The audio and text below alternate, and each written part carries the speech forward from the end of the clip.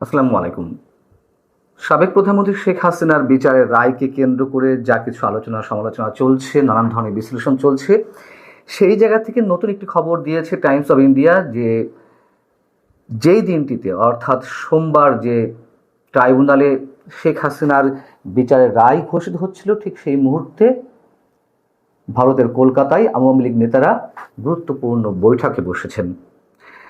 এবং আমরা জানি যে বিবিসি এর আগে একটি রিপোর্ট করেছিল কলকাতাতে আওয়ামী লীগের দলীয় কার্যক্রম চলছে, দলীয় অফিস ভাড়া নিয়ে, যদিও তার কোনো তথ্য প্রমাণ এটি পাওয়া যায়নি।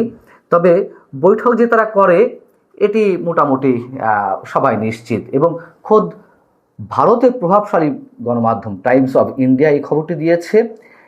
টাইমস অফ ইন্ডিয়ার এই খবরের শিরোনাম হচ্ছে Awami netas in exile plan stir in Bangla, এবং তাদের কিছু পরিকল্পনার কথাও এখানে জানানো হয়েছে।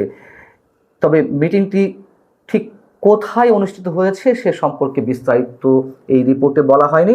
এখানে যেটি বলা হচ্ছে যে আওয়ামী লীগের একজন কেন্দ্রীয় সিনিয়র নেতা তিনি টাইমস অফ ইন্ডিয়াকে বলছেন যে 5 আগস্টের পর থেকে এটা নির্ধারণ করে রাখা হয়েছিল যে শেখ হাসিনার বিচার কি হবে।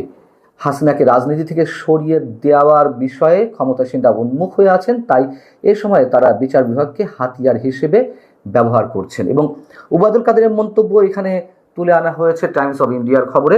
উবায়দুল কাদের বেশ বিচলিত অবস্থায় সব ধরনের নিউজ পোর্টাল, বাংলাদেশের নিউজ পোর্টাল বা ইন্টারন্যাশনাল নানান ধরনের নিউজ পোর্টাল তিনি দেখছিলেন এবং মুহুর্মুহু তিনি খবর নেওয়ার চেষ্টা করছিলেন যে কি হচ্ছে বাংলাদেশে। টাইমস অফ ইন্ডিয়ার খবরে বলা হচ্ছে যে উবায়দুল কাদের মন্তব্য করেছেন এটি ক্যাঙ্গারু কোর্টের প্রহসনের বিচার। তিনি আদালতের বৈধতা নিয়ে প্রশ্ন তুলেছেন, দাবি করেছেন আওয়ামী লীগ ও শেখ হাসিনাকে নির্বাচন থেকে দূরে রাখতে মিথ্যা অভিযোগে এই মামলা করা হয়েছে, এতে আমরা বিস্মিত নই। এবং তিনি এই রায়কে রাজনৈতিক প্রতিশোধ হিসেবে দেখছেন এবং 71-এ যে শক্তি পরাজিত হয়েছিল আমাদের মহান মুক্তিযুদ্ধ, সেই পরাজিত শক্তি তাদের প্রতিশোধ নিতেই এই ধরনের ব্যবস্থা করেছে। শেখ হাসিনা বিচার প্রক্রিয়া বিতর্কের সঙ্গে সম্পন্ন করেছে এবং বলা হচ্ছে যে কেন্দ্রীয় কমিটির যে নেতার বক্তব্য নাম প্রকাশ করা হয়নি, যার তার বক্তব্যের বরাদ্দে বলা হচ্ছে শেখ হাসিনার অনুপস্থিতিতে এবং তার পক্ষে আমরা যেসব আইনজীবীকে প্রস্তাব করেছিলাম তাদের কাউকে আদালতে উপস্থিত হওয়ার অনুমতি না দেওয়ার মাধ্যমে বিচার হয়েছে, তার আত্মরক্ষার অধিকার সমুন্নত রাখা হয়নি। এই নেতা আদালত গঠনের কারণ নিয়েও প্রশ্ন তোলেন এবং উবায়দুল কাদের যেটি জানিয়েছেন যে খুব শীঘ্রই যমুনা অভিমুখে মার্চ করা হবে, অর্থাৎ প্রধান উপদেষ্টা ডক্টর মোহাম্মদ ইউনূসের যে বাসভবন এখন রাষ্ট্রীয় অতিথি ভবন, সেই যমুনা অভিমুখে মার্চ করা হবে। তবে কবে, কখন, কিভাবে করা হবে এই সব বিষয়ে বিস্তারিত কিছু জানা যায়নি। তিনি বলছেন যে দেশে গণতন্ত্র ফেরাতে এটা হবে অত্যন্ত কঠোর এক আন্দোলন। এবং আওয়ামী লীগ যেভাবে এই বিচার প্রক্রিয়াকে একবারে প্রত্যাখ্যান করছে, তার যদি মৃত্যুদণ্ড না হয়ে 2 বছরের কারাদণ্ড হতো, আমরা জানি যে আওয়ামী লীগ প্রত্যাখ্যান করতো। কিন্তু ইন্টারন্যাশনাল কমিউনিটির কি প্রতিক্রিয়া আমি আপনাদেরকে গতকালই জানিয়েছি যে আন্তর্জাতিক গণমাধ্যমে আন্তর্জাতিক নানান পর্যায়ে বিশ্লেষকরা কী ধরনের বক্তব্য মতামত দিচ্ছেন সে বিষয়ে বলেছি। আন্তর্জাতিক মানবাধিকার সংগঠনগুলো কি বলছে, অ্যামনেস্টি ইন্টারন্যাশনালের মহাসচিব অ্যাগনেস ক্যালামার্ড তিনি মন্তব্য করছেন 2024 সালের জুলাই আগস্টে যেই আন্দোলন হয়েছে, ছাত্র বিক্ষোভ হয়েছে, সেখানে যে ভয়াবহ মানবাধিকার লঙ্ঘন হয়েছে তার অবশ্যই তার জন্য যারা দায়ী ব্যক্তিগতভাবে হোক অথবা যেভাবেই হোক তাদের অবশ্যই স্বাধীন এবং সুষ্ঠু বিচারের মাধ্যমে তদন্ত ও বিচারের আওতায় আনতে হবে। কিন্তু এই বিচার ও রায় কোনোভাবেই ন্যায়সঙ্গত নয়। ভুক্তভোগীদের প্রয়োজন ন্যায় বিচার ও জবাবদিহিতা, অথচ মৃত্যুদণ্ড মানবাধিকার লঙ্ঘনকে আরও বাড়িয়ে তোলে। এবং অ্যামনেস্টি ইন্টারন্যাশনাল বলছে যে এই বিচার হয়েছে এমন একটি আদালতে যাকে দীর্ঘদিন ধরে এই সংস্থা অর্থাৎ অ্যামনেস্টি ইন্টারন্যাশনালি স্বাধীনতার অভাব ও অন্যায্য বিচার প্রক্রিয়ার জন্য সমালোচনা করে আসছে। তাছাড়া আসামির অনুপস্থিতিতে এই নজিরবিহীন দ্রুত বিচার ও রায় এত বড় ও জটিল মামলায় যথাযথ সুষ্ঠু বিচারের বিষয়ে গুরুতর উদ্বেগ সৃষ্টি করেছে। শেখ হাসিনাকে আদালত নিযুক্ত আইনজীবী দিয়ে প্রতিনিধিত্ব করানো হলেও আত্মপক্ষ সমর্থনের প্রস্তুতির সময় ছিল স্পষ্টতই অপ্রতুল।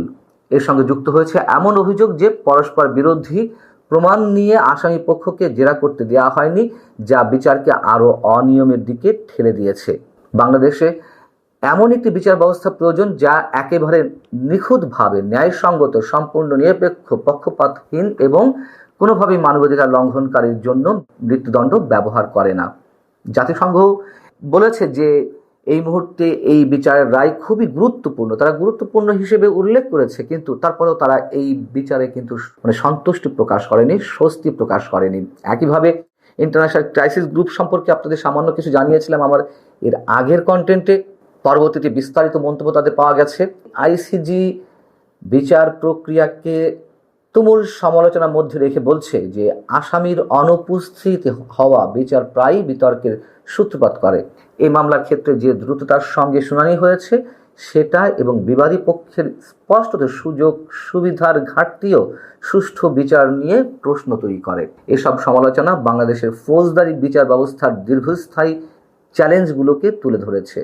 2024 সালের আগস্টে ক্ষমতায় আসার পর দেশটির অন্তর্বর্তী সরকার এসব চ্যালেঞ্জ সমাধান করতে পর্যাপ্ত ব্যবস্থা নেয়নি, অথচ আমরা শুনছি সংস্কার সংস্কার সংস্কার, শুনতে শুনতে আমাদের কান ঝালাপালা হয়ে গেছে। যাই হোক, ইন্টারন্যাশনাল ক্রাইসিস গ্রুপ বলছে এসব সমালোচনায় শেখ হাসিনার কর্মকাণ্ড, আওয়ামী লীগ নেতৃত্বের কর্মকাণ্ড বা আইন শৃঙ্খলা রক্ষাকারী বাহিনীর একটি অংশের কর্মকাণ্ডকে হালকাভাবে নেওয়ার জন্য ব্যবহার করা উচিত না। অর্থাৎ তারা যে বলছে যে এই বিচার প্রক্রিয়া সুষ্ঠু প্রক্রিয়ার মাধ্যমে সম্পন্ন হয়নি, আসামির অনুপস্থিত হয়েছে, কিংবা সাক্ষীদেরকে যথাযথ প্রক্রিয়ায় জেরা করা হয়নি, এই সমালোচনার কারণে আওয়ামী লীগের নেতাদের যে কর্মকাণ্ড, অপরাধমূলক কর্মকাণ্ড কিংবা আইন শৃঙ্খলা রক্ষাকারী বাহিনীর বিরুদ্ধে যে ধরনের অভিযোগ রয়েছে সেগুলোকে হালকাভাবে নেওয়ার কোনো কারণ নেই। যাই হোক, এখন বিষয় হচ্ছে দর্শক, বিচারে কি হবে এটি মোটামুটি শেখ হাসিনার পক্ষের কিংবা শেখ হাসিনার তুমুল বিরোধী সব পক্ষেরই ধারণা জন্মেছিল এবং সেটিই হয়েছে। কিন্তু সেটি যে সমালোচনার ঊর্ধ্বে থাকবে না,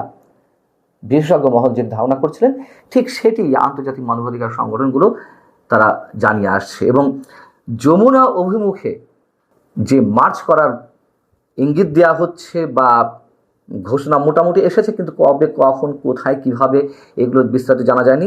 সেটি নিয়ে স্বাভাবিক সন্দেহ জাগতে পারে যে এই অবস্থা আওয়ামী লীগ এই কর্মসূচি কতটা গুরুত্বের সঙ্গে পালন করতে পারবে।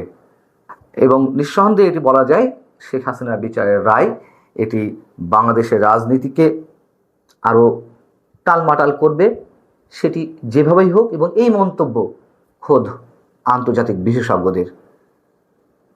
ভালো থাকুন সবাই, আল্লাহ হাফিজ।